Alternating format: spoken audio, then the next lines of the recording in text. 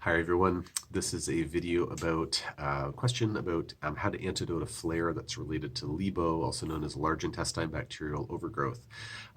As per usual, nothing that I'm saying should be construed as medical advice. This is for informational purposes only, and if you need medical advice, please talk to your healthcare provider to find that advice.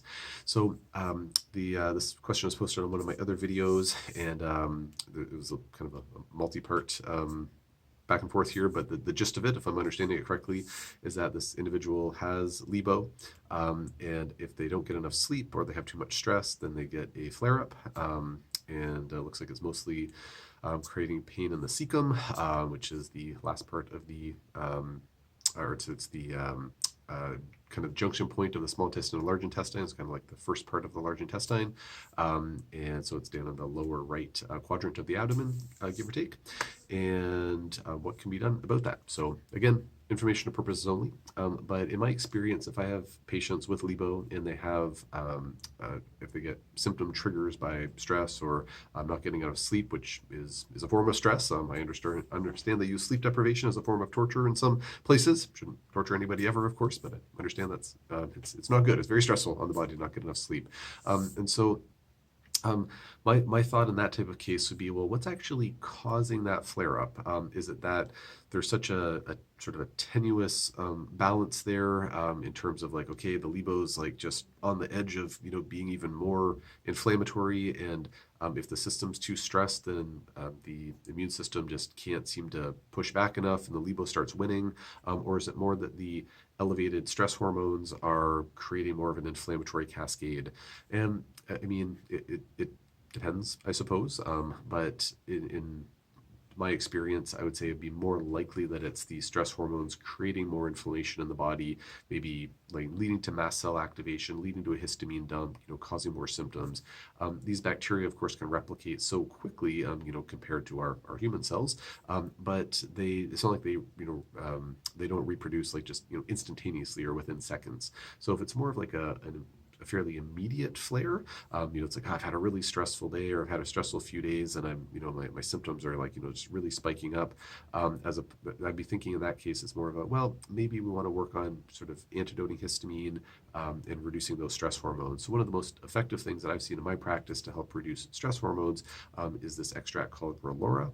It's a combination of magnolia bark and philodendron bark, and it's a proprietary blend. It's present in a lot of different formulas that are out there. There's one called, I think, cortisol reducer, one called cortisol manager. There's other ones out there by different companies that have this Relora in there. I personally, with my patients, just like to use straight up Relora because it's just cheaper, and I find it works just as well as the combinations that put other bells and whistles in there.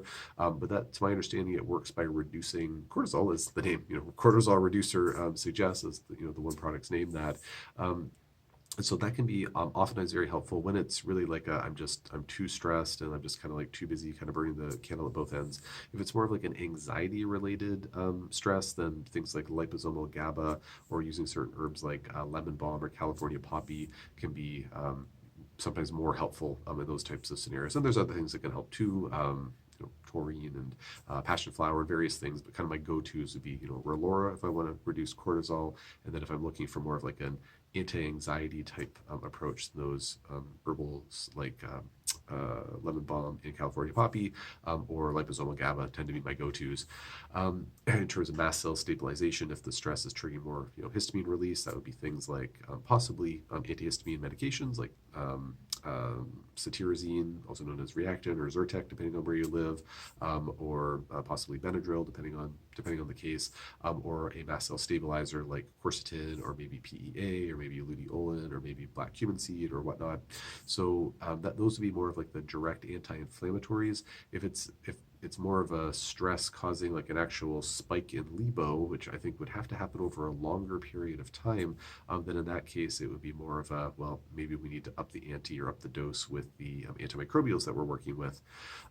However, overall, if a good protocol is in place, and by good protocol, I mean a protocol that's being tolerated and it's, in a in an efficient way, getting rid of the LIBO, like reducing the bacterial numbers, we really should see like a fairly steady improvement, where hopefully it's not this like chronic case where we're just kind of like managing LIBO, kind of treading water with it, and there's flare-ups happening along the way, every several weeks or something like that. Like hopefully the LIBO, if the good protocols in place, that should just get rectified. Now, not every case is that easy. Some patients are really sensitive to things; they get flared up, and so like sometimes it takes a long time to phase in the treatment protocol. Sometimes there are biofilms, which kind of prolongs things and throws monkey wrenches into things too. So I know not every case is that easy, but ideally there be the right protocol in place so things are just systematically getting better and we don't really have the time to have too many flares along the way. But flares are happening. Those are some of the things that I think about. And then of course there's the really upstream thing of like, what's causing the stress, what's causing the sleep disturbances. And with any luck, that's something that's easily remediated. But sometimes it's, I don't like my job, or I've got too many, commitments, or I'm sick and I'm having trouble just, living life. Then of course, those are things that are not quite so easy to fix, although hopefully fixable, but it's not just a quick change in your life and suddenly those are all better. So thank you for the question. I hope that answered your question.